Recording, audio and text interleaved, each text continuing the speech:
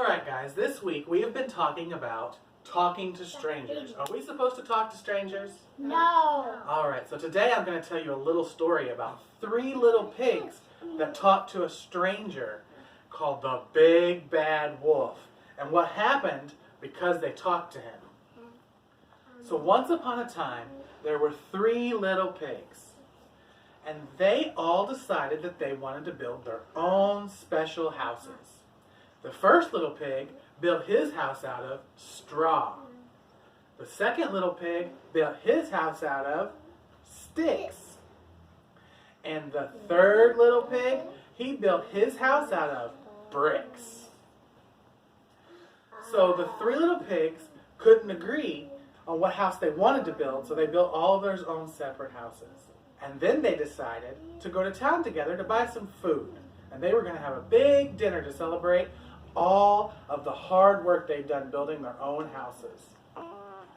While they were in town, they talked to a big bad wolf who they'd never met before, but he seemed nice and they wanted to talk to him. When the pigs bought all their groceries, they said goodbye to Mr. Wolf and they all went home. But the big bad wolf followed him. The first little pig went into his house because it was the closest. His house was made out of straw. The big bad wolf walked up and knocked on the door and said, little pig, let me in."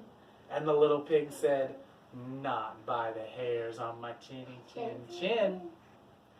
The big bad wolf said, "If you don't let me in, I'm going to blow your house down."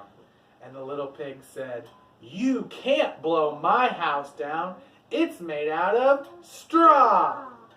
The big bad wolf, he huffed, and he puffed, and he huffed, and he puffed, and he blew his house down. The first little pig ran really fast, and the big bad wolf followed him to the second little pig's house. The little pig ran into the house and shut the door, and he locked it, and the big bad wolf knocked on the door and said, little pigs, let me in." And both the little pigs said, "Not by the hairs on my chinny chin chin." The big bad wolf said, "If you don't let me in, I'm gonna blow your house down." And the little pigs both said, "You can't blow this house down because it's made out of sticks." And the big bad wolf huffed, and he puffed, and he huffed, and he puffed, and he blew their house down. Both of the other little pigs ran really, really fast to the third little pig's house, and they ran inside and they slammed the door and locked it. And they told the third little pig, "There's a big bad wolf on his way, and he's already blew down both of our houses." And the third little pig said, is it the big bad wolf that we talked to in town?" And he said, yes, it is the big bad wolf that we talked to in town." The big bad wolf walked up to the third little pig's house, and he knocked on the door, and he said, little pigs, let me in." And all 3 of the little pigs said, "Not by the hairs on our chinny chin chins." And the big bad wolf said, "If you don't let me in, I'm gonna blow your house down." And the third little pig said, "You can't blow my house down. I made it of the strongest material of all, bricks."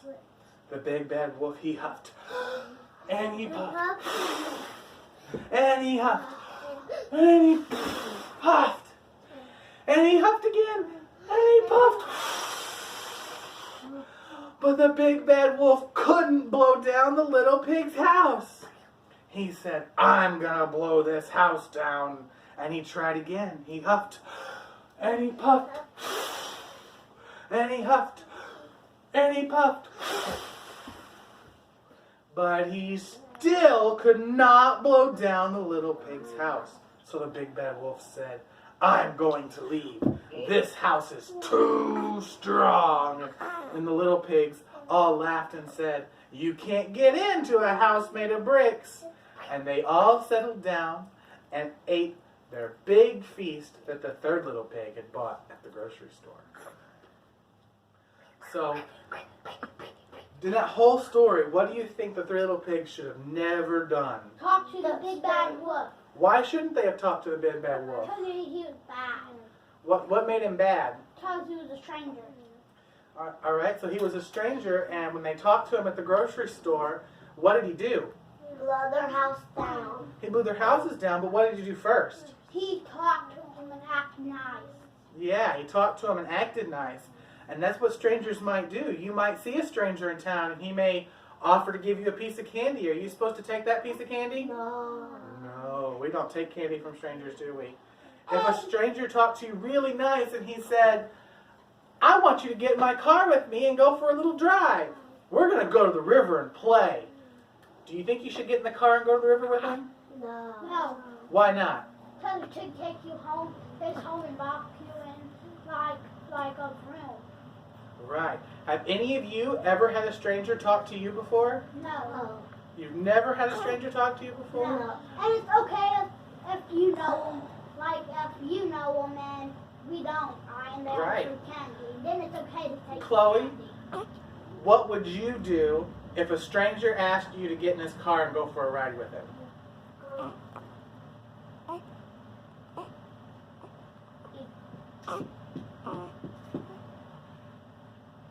So, he may lock you in a room and take you home. Yeah, but what would you do if he asked you to? If I said, hi, Chloe, I'm a stranger and I'm going to take you home with me, what should you do?